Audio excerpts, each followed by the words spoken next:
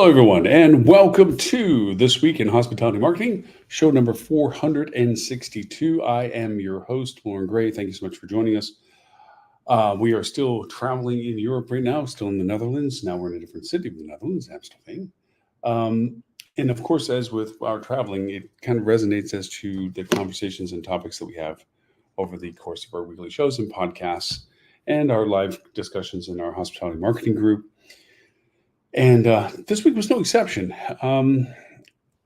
This week, kind of a surge of questions, client related, and of course, in our hospitality marketing club, which is hospitality marketing peer group that we have. It's a club. If you're a hospitality marketer, you're more than welcome to join us. If you want, you can go to hospitalitymarketing.club, put in your email. We send you a quiz. If you pass the quiz, then we know that you're an active hospitality marketer. And we have you join our peer group, and then you begin to select what conversations you want to be a part of, what you want to participate in. We do live Q&As every week, so forth. Anyway, out of that dialogue, a lot of questions came up that they, as agencies, those working within organizations, were being confronted with or challenged with, and that was about walled gardens. There's a lot of things going on in relationship to how to manage the ecosystem that we do for hospitality marketing. So our topic this week is walled garden marketing strategies that support cross-channel marketing. Sorry if it sounds a little bit long. Sorry if it sounds a little bit of, okay, yes, maybe, what, why? They're, in a sense, walled garden strategies are ecosystems of themselves, where you are on Facebook. And on being on Facebook, you have to work within the structures of their data usage and their data control. What you do in Facebook is not something that you can extract easily with all of the variable data that you have to work with on Facebook and bring it over to another system. You can bring aspects of the data over, but not a lot of it. So it's almost worthless, really, in lots of ways. So what you have to do is apply metrics from one channel to a walled garden program. And of course, walled garden programs can in fact be indicators, as we're going to talk about today, of your other channel productions and capabilities, things that you need to know and listen to in relationship to all of your cross-channel marketing that you do. Now, to step back why these two are interlaced with this, about this time of year, halfway through a year, we begin to get harder questions. Up until this time of the year, I mean, if you've been doing this for a while, you know that this is a cycle, a seasonal cycle of things that happen. Towards the end of last year, let's go back. Budget season, August, September, October. You're finally through and done. Great. Towards the end of the year, they begin all the prognostications as to all of the organizations that are looked to by ownership groups and investment firms and so forth as to what they think next year is going to be like. What is the forecast for ADR and occupancy and RevPAR and market segmentation growth? You get a lot of people. The data conference in Nashville is a big place for Star Reports, Calibri for what it's worth.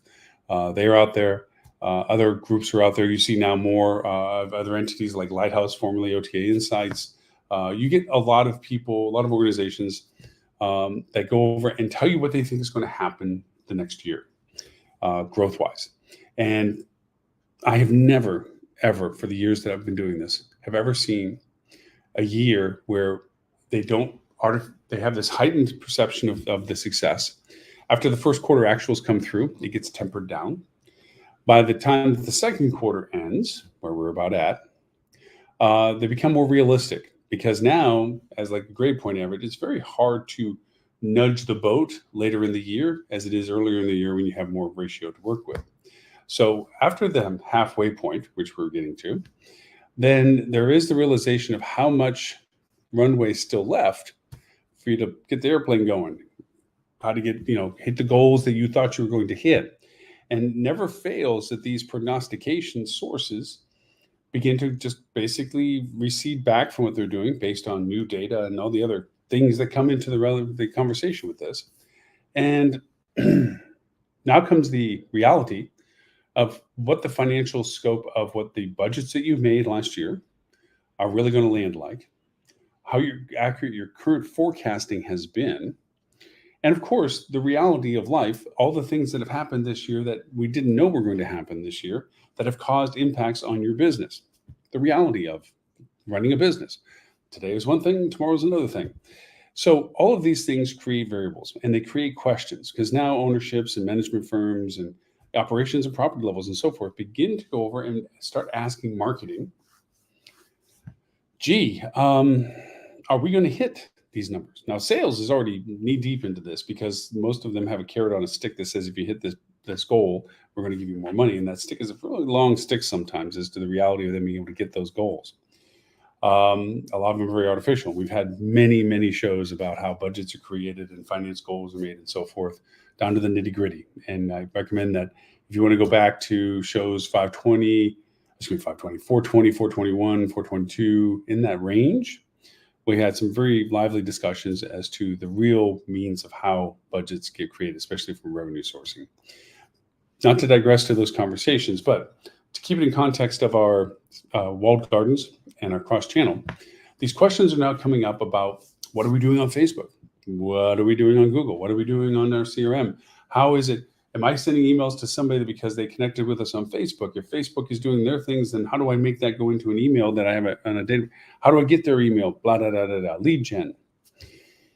A lot of questions come over as to how the channels work together. Some work fine together based on the commonality of the data and the ability to use data. We've had conversations in the show as to the usages of APIs where we can take outside source data and tap data points of them and correlate them to data that we have internally. We've talked at great length about GA4 data. We've talked about point of sale management, your online booking engine, and your POS and your PMS, as well as to your point of truth and what actually is happening at the property levels. It doesn't always tell you your marketing source, but it tells you the actualizations, the numbers, how much and where and how, what type, because they're categorized and defined in your booking engine directly. So walled gardens, the term being everything that happens stays within the walls that are defined by the platform. It does not allow for outside connectivity to what it does. Facebook is probably the biggest startling example of us talking about a walled garden. Because in Facebook, the data that's used in advertising for Facebook is solely Facebook's control.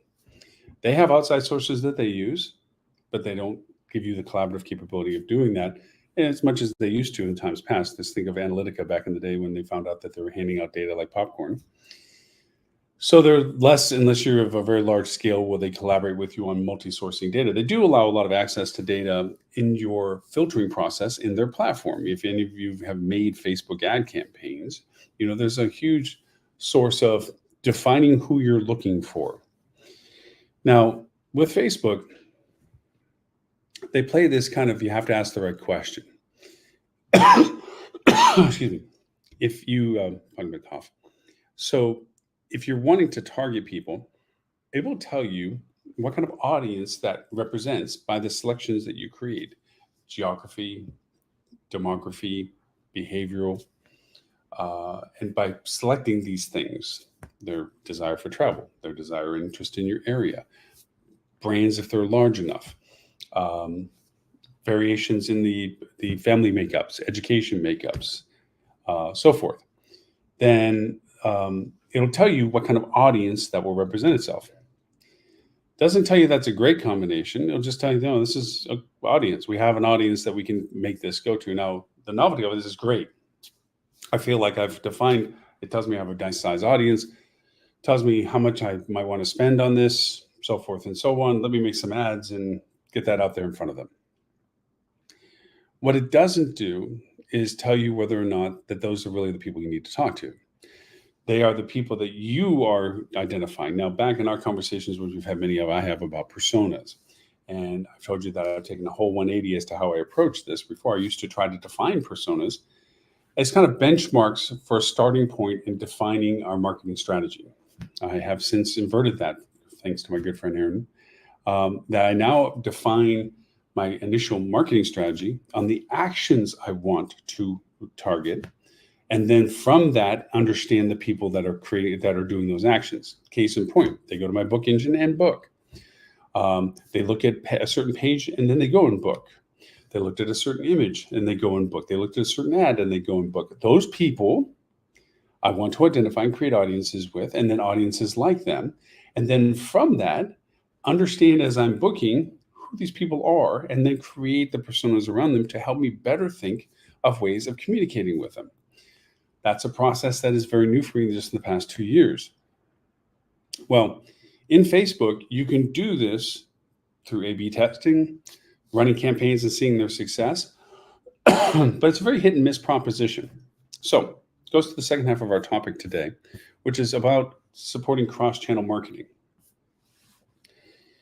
We are creatures of habit and creatures of function in lots of ways. I have discussed many times the bane of CRM as to how it's handled, that most people will take all of their database, create a newsletter and format that basically shoves 10 pounds of stuff in a 5-pound bag of all variations between your senior rates, your AAA rates, your military rates, your family rates, your event-driven stuff, your large-scale general discounts, whatever, in the hopes, the spray and pray mentality, that one of them sticks to whoever receives the email because I'm shoving it at everybody that I have an email address for.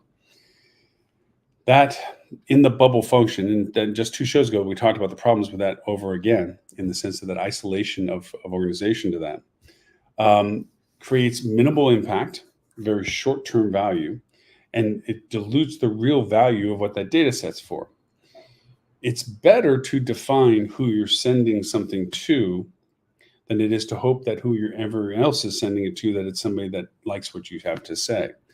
It's better to be in control of knowing that you're sending to the most opportunistic group of people that have the highest conversion opportunity than it is to just send it to anybody in the hopes that it seems and strikes an interest. Case in point, you send an email out to your entire database, including the guest that came from another country that only came that one and only time. I mean, they can't take advantage of any of the offers that they have on the newsletter because none of them are applicable, has no immediate interest in coming back to you since they just left, but they ended up being on your email list anyway, and now has to find the only way that they can keep you from sending useless emails that clutter their inbox is to unsubscribe from you.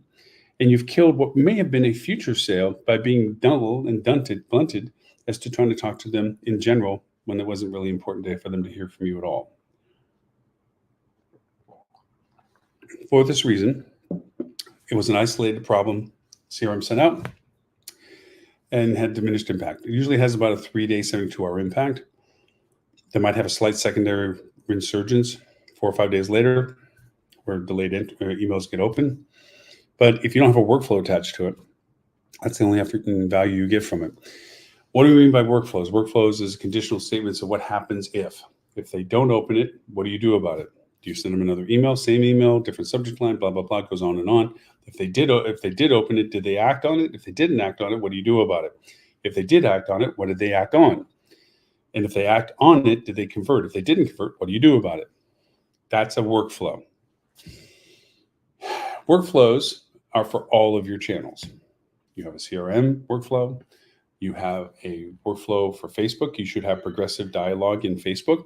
Once people engage with what you do for advertisement, don't send them the same advertisement. Don't retarget them with the same stuff that got their initial connection, because sadly, they've already seen that and they're not interested in hearing it repetitively to ad nauseum, where they now get pissed at you for seeing the frequency of retargeting the same message. And they're not converting, so you inundate them with more retargeting and higher frequencies and longer durability to now where they've totally been frustrated with you and don't like you just for the fact of your persistence.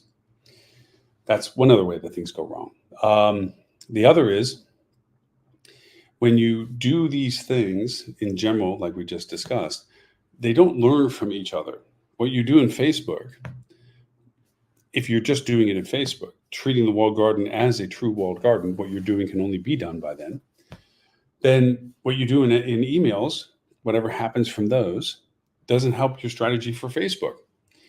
If you do emails and you do them correctly, where you do the targeting, you do the workflows, you do the conditional relationships of continued dialogue and so forth, and alternatives that if they didn't do this, what do you do about it, and so forth, is that it teaches you who for what message you've sent is the most resonating to it. And if that's the case, is there something about what that process and relationship of who they are and what they're looking at applicable to your walled garden strategies?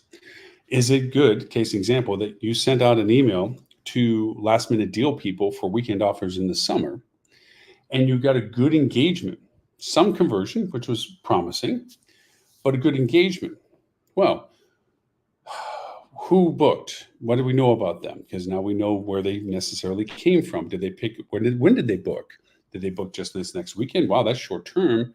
That's fascinating. Is your short term deals that you're offering, weekend deals offering, whether for the duration of the summer or for a short window of the summer? If it was short window, where's the source of that business coming from? Maybe you take that same information and go to your walled garden like Facebook and apply that kind of filtered metrics to the same message in Facebook and see if you get that same type of engagement level for people in Facebook.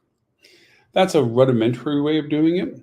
A more strategic way of doing it, and we've talked about it before, is to step back and take a 50,000 foot view over the entire time span associated with engagement with your product.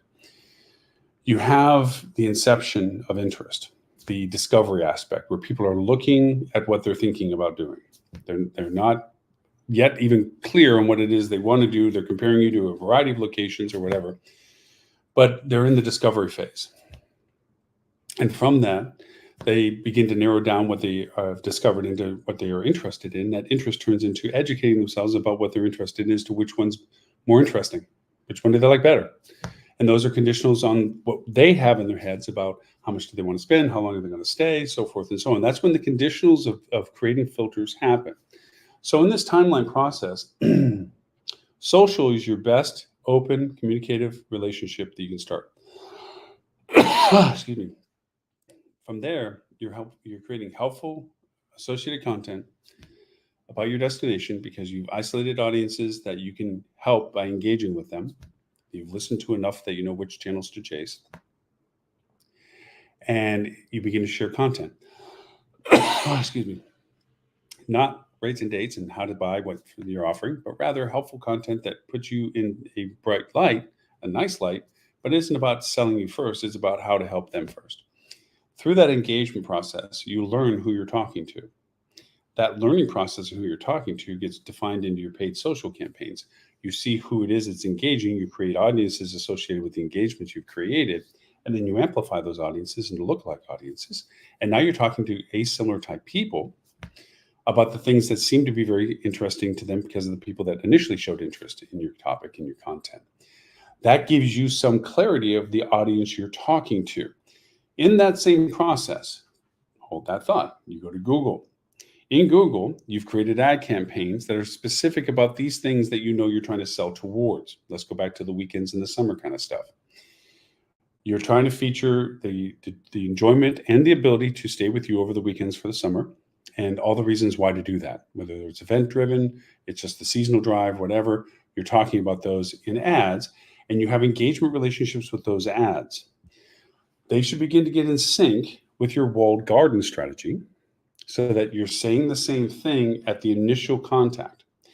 This is your first time seeing this content. This is the content we want to show you.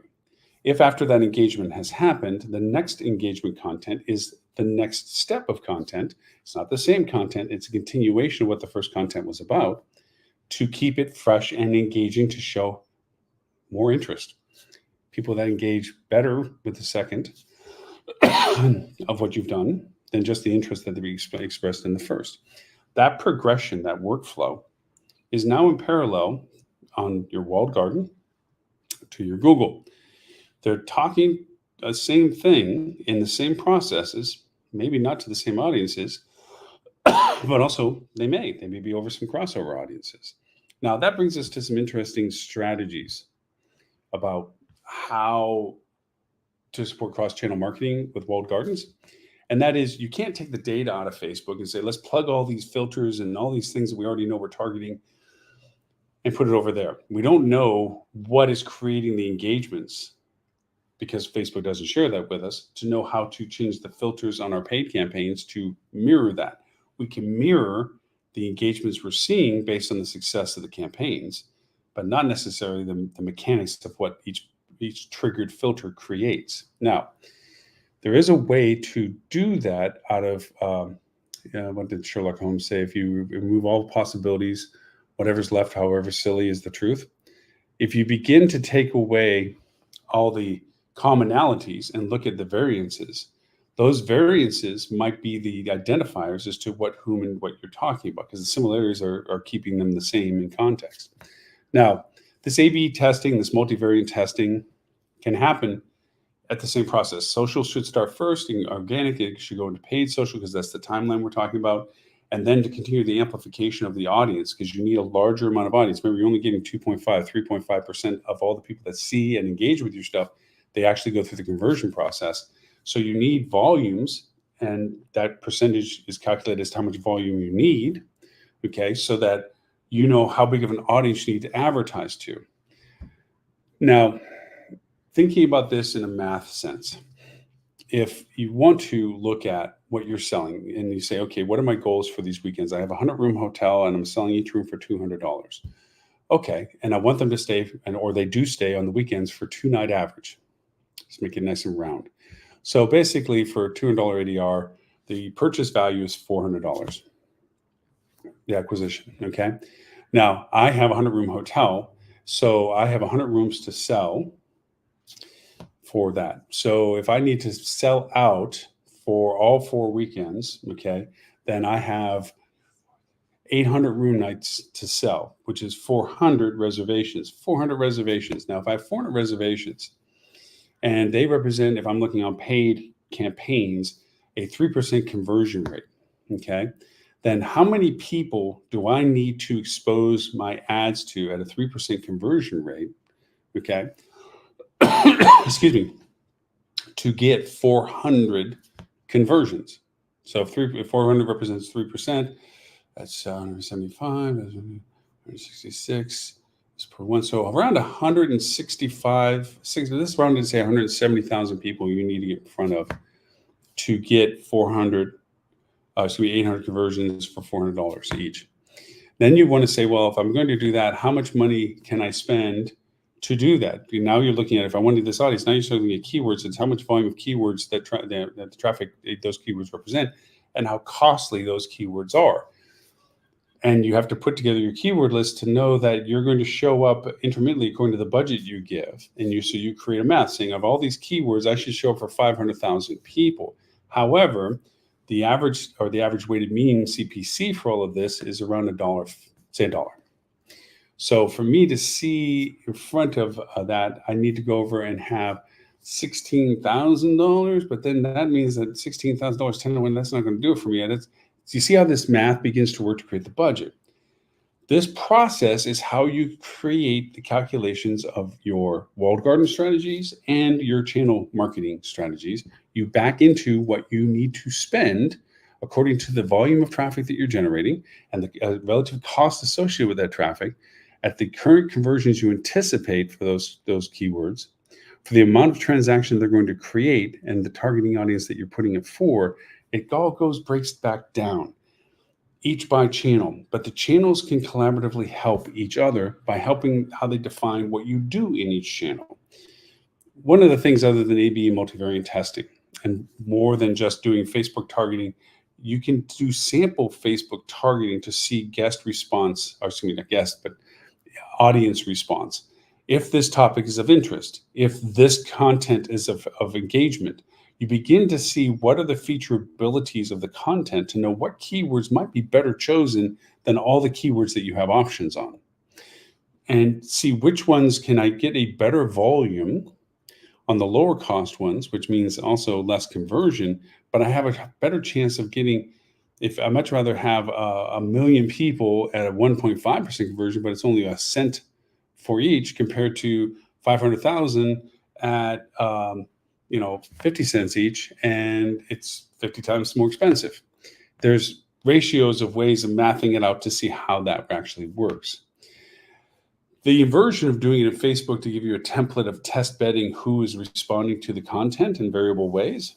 The other is to invert it over into your Google side of things. Create many tests. You can actually do tests in Google and Bing as ways of, and Facebook, to see what, if you had been running a campaign, what the engagement volume would be looking like. That gives you a good way of indicating how that actually looks.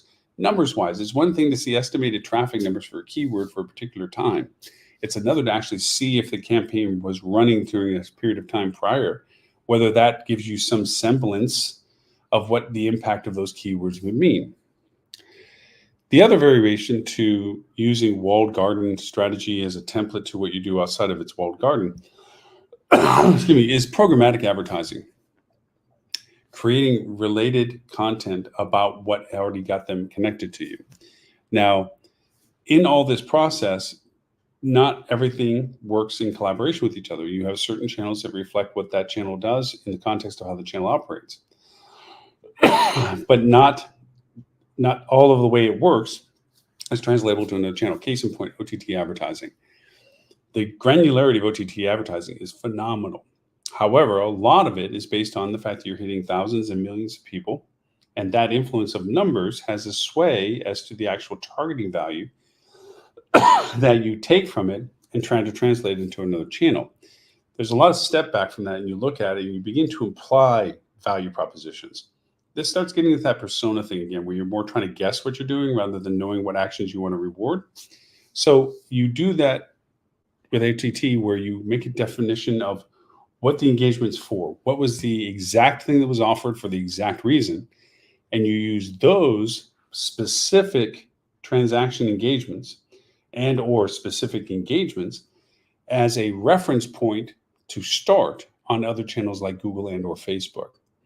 That correlation of they reacted and engaged with this being this particular messaging content, let's derive that messaging content over here, and let's define the same anticipation as to what actions we want to reward by the audiences we built from them on Google. And then we flip that over to Facebook as well and say, okay, Facebook, what is the way that we can interpret that data?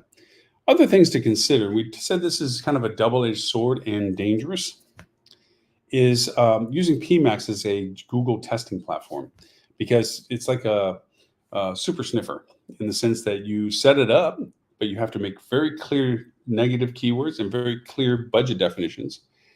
But it will turn on and light up very quickly. It's a very fast system, and it will begin to show you the value proposition of different aspects of channels that may be a value that you would not have considered. More click to call actions, maybe more video ad actions, YouTube actions, maybe more retargeting programmatic, or maybe more text ads, or maybe more image ads, whatever the variations are, Gmail ads, whatever the variations are, it gives you a very good way of seeing what the potential values of them are without dedicating yourself to the use of PMax entirely. So I feel like I rambled a little bit on a couple of the points because it is not an easy topic to break down into pieces. I've done this in front of groups and organizations where I've tried to mind map it out to show you the relationships between how they work and what gets used from one side to the other. And even with the visuals, not that I use them today, even with the visuals, it's a little challenging to consider how the crossover value actually can be derived or used and reinterpreted based on what channel you derive the data from and which channel you're trying to apply the metrics to. But it does work. It takes time. And it goes back to answering a lot of the questions that a lot of us are getting right now, which is, are we doing everything in Facebook we should be doing? And what are we doing in Facebook that's working, but it doesn't seem to be working in Google? Or why can't what we're doing in Google work with Facebook? Not everybody understands the way the world works. They understand that this works for them, but they don't know that they can't share things and so forth. So it requires explanations on our side. But it also requires a semblance of patience to understand that we need to help let them know the definition of what the contributions are, the percentage of contributions they represent, the value to that to the top line revenues, and the clarity on what the goals are and how these efforts and channels contribute to those goals. So they understand the percentage ratio. They might be thinking Facebook's going to save the day when it represents only 4%, not even that, but 2% of their total top line gross revenue. It's not going to ever save the world. It's too small. By the same token, they might be relying on another channel that they shouldn't be relying on because it just defaults. Case in point, OTAs. So there we go. Thank you all for the privilege of your time and your attention. For those watching us on our TV channel, the Hospitality Channel, thank you so much for doing so on the TV and seeing me being live, although I have a relatively neutral background today. If you're watching us on our simulcast of Facebook, LinkedIn, X, or YouTube, thank you for watching us on all the pages and the channels and so forth, and LinkedIn, sorry.